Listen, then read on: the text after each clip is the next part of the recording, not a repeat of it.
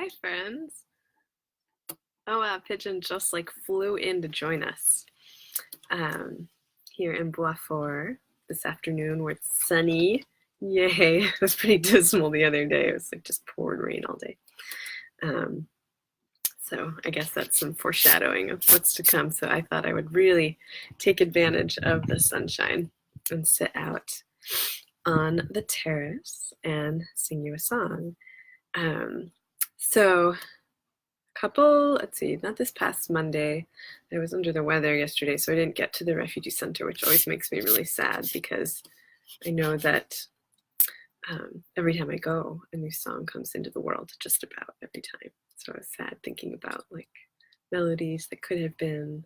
But anyway, the Monday before was our first official Monday back, me and Sarah. And the center has been in a bit of a transition. So it's been a center where people live while they wait. Hi, Alice. To find out if they can stay in Brussels. Thanks for joining. And it's shifting for reasons that I won't get into because there's a lot of big feelings about refugee centers in the city center, and I happen to think it's a great thing. And if they move it far away, it'll be harder for me to go and volunteer there. But anyway, they're still there, but now the people that are staying there tend to be there for just a few days before they find out where they're going to stay more kind of semi-permanently while they wait to find out if they are granted asylum. But anyway, so we met a family from Eritrea, a mother with 3 boys and a daughter, and who were very shy and adorable. And so, but Sarah's so good at drawing people in, so she, just started sharing. She has a little notebook with different, she had like turned to a page where she had a bunch of words in their language. So she shared what she knew, and then, said, well, let's write a song about, your favorite animal. And so she went down a list of possible animals, and one of the little boys turned out to really like cows. So, so they just like started writing, possible animals on this piece of paper. And I had actually run off to use the toilet because they lock them. So like anytime I see a staff person, my bladder's like this big, I'm like, can you let me in to use the bathroom? So I came back and the family was gone, but Sarah had started writing this poem, which is what we start with before we write a song at the center, about a bird with a broken wing, because she had seen that one of our pigeon friends that are there had a broken wing, which of course, spoke to me personally because I really love pigeons. Not only because I had a rescued racing pigeon for a while before my friend's dog killed it, but also because I think I feel like pigeons are a metaphor. People call them rats with wings. They treat them like horrible ways.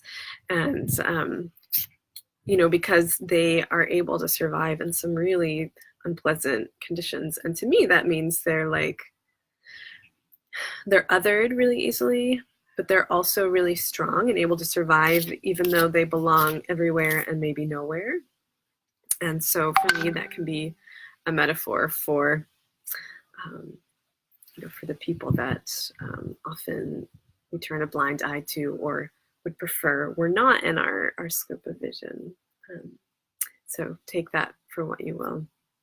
But anyway, so I really love pigeons. I mean, I love like all beings, animate, inanimate, whatever. Okay, not all beings, but I especially like the underdogs, the ones that have a harder time of it. So we wrote this song in honor of like the pigeons and people. And it's really simple. We try to write really simple songs so that people can join in because, the melody often repeats. We often just have the same melody for like every verse.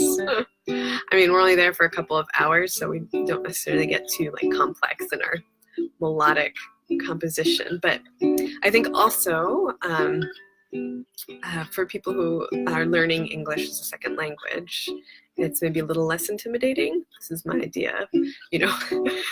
For French children's songs are far less intimidating than some of those much faster ones that I cannot at all follow along on with.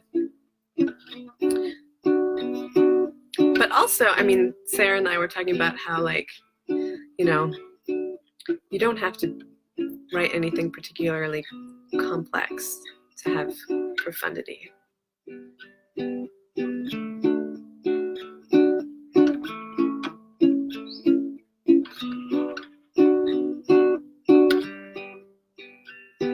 I am a bird with a broken wing, but I'm still learning how to sing.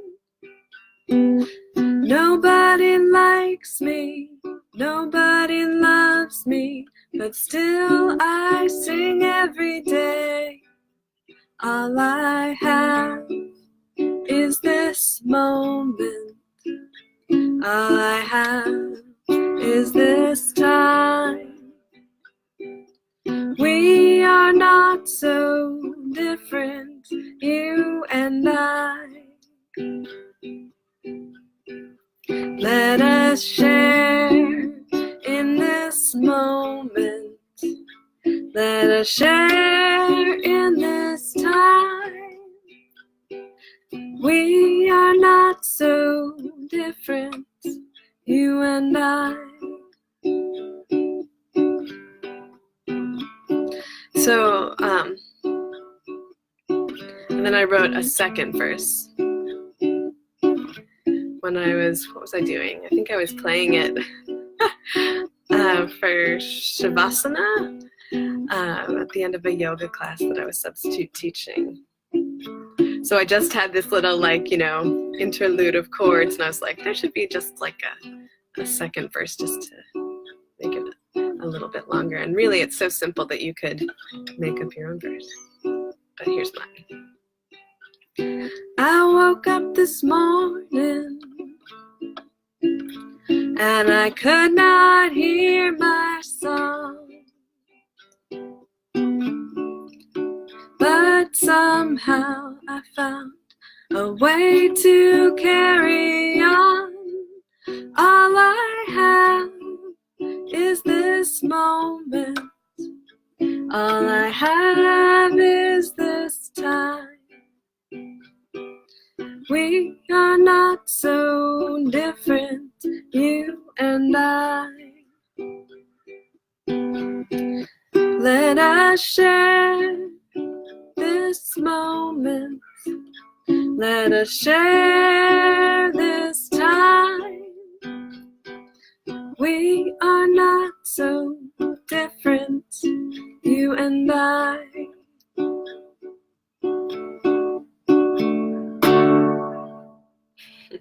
So there you go.